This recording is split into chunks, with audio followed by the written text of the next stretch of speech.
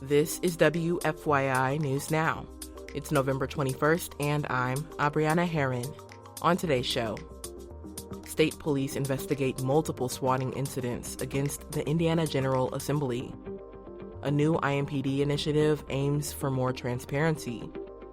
And this year, Indiana made drastic cuts to how it funds childcare. That's left many daycares shrinking.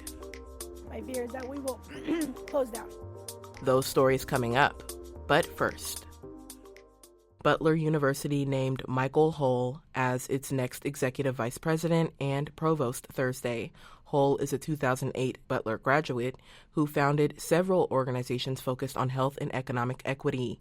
He previously served as a White House fellow and senior advisor on rural health policy under the Biden administration. In a press release, Butler President James Danko said the school is, quote, thrilled to welcome him home. Hull will begin the role next summer.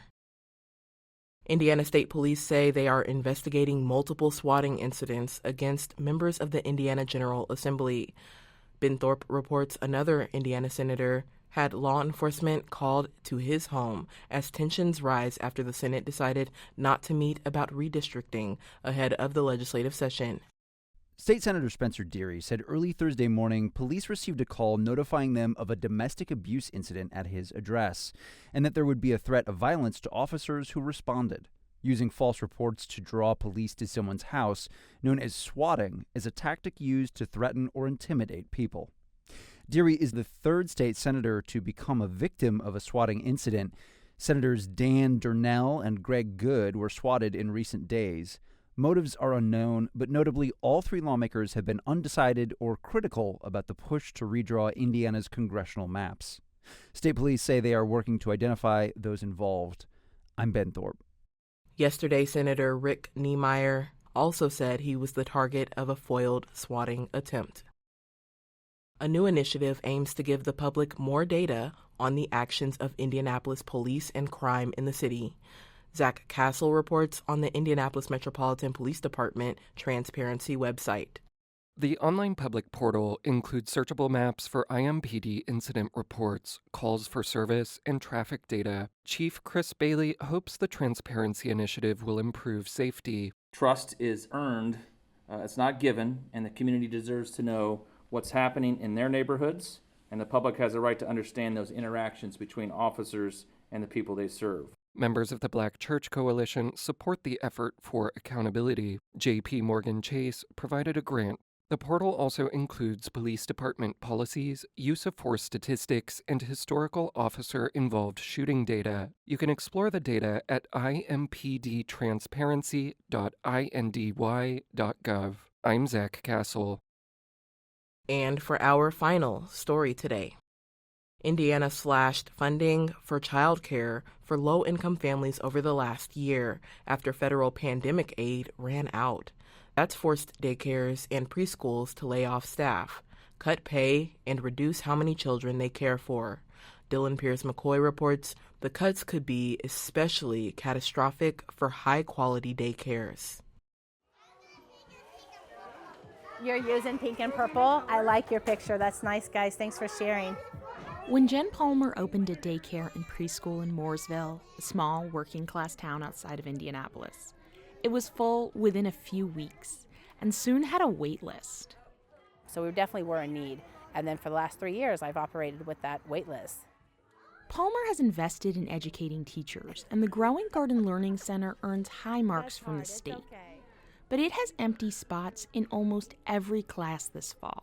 Okay. I asked Palmer why. It's 100% affordability.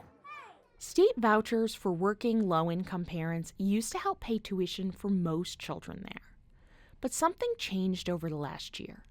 Indiana froze enrollment in the voucher program and reduced how much it pays per child. Palmer says she's cut staff, but she still expects to be in the red, losing about $33,000 this year. What do you think might happen to your program if the state keeps these cuts in place? My fear is that we will close down. Many childcare providers didn't know it, but the stage was set for those drastic cuts all the way back when Palmer opened her center. Indiana used federal aid to make big investments in childcare during the pandemic, giving vouchers to way more families. But that money was temporary, and state lawmakers chose not to fill the gap when it ran out. Now Republican Governor Mike Braun's administration says the state has no choice but to rein in spending. Daycares are reeling. What are you hearing from people about what's happening right now? It's a disaster, right? And that's to put it charitably. That's Sam Sneidman. He's a lobbyist with the United Way of Central Indiana who works on childcare.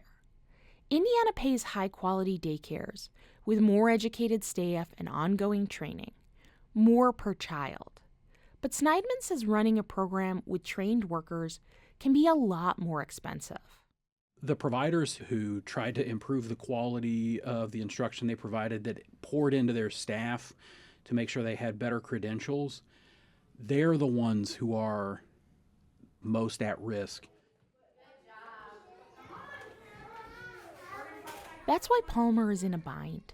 She says she pays as much as $20 an hour, far higher than when she opened her doors. But that pay is unsustainable after the state cuts. Palmer isn't sure what she'll do, but she says she's not willing to go back to hiring unskilled teachers. Finding staff that will work $7, $8 an hour, that's not my life plan. That's not what these kids deserve. That's not what any child deserves. Ready, Iris? Growing Garden is tucked back from the road with a huge yard.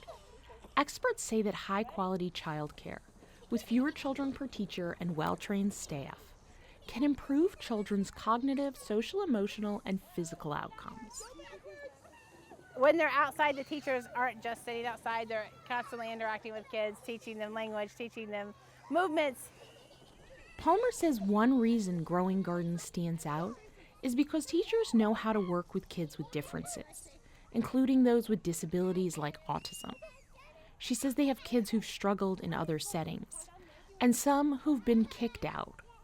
This is our 2-year-old classroom outside now. You try. You try. Teacher Jody Wallace leads the class. The vast majority of toddlers use dozens of words by 24 months. But the little boy Wallace is playing with isn't speaking yet.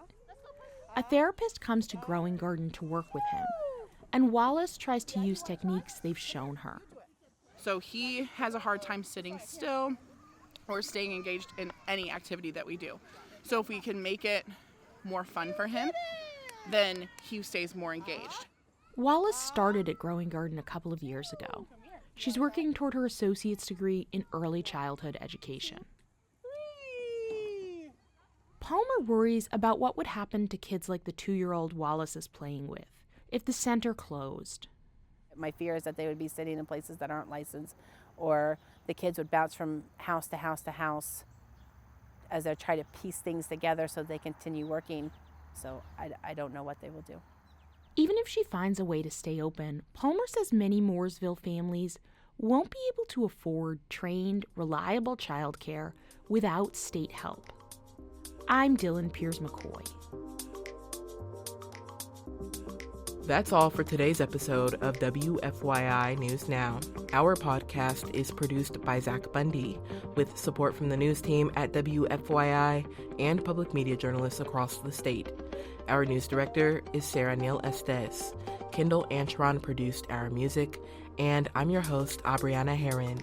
If you like today's episode, remember to subscribe and share, and follow WFYI on Instagram, TikTok, Facebook, and YouTube to check in on our newsroom throughout the day. Thanks for listening. We'll be back on Monday.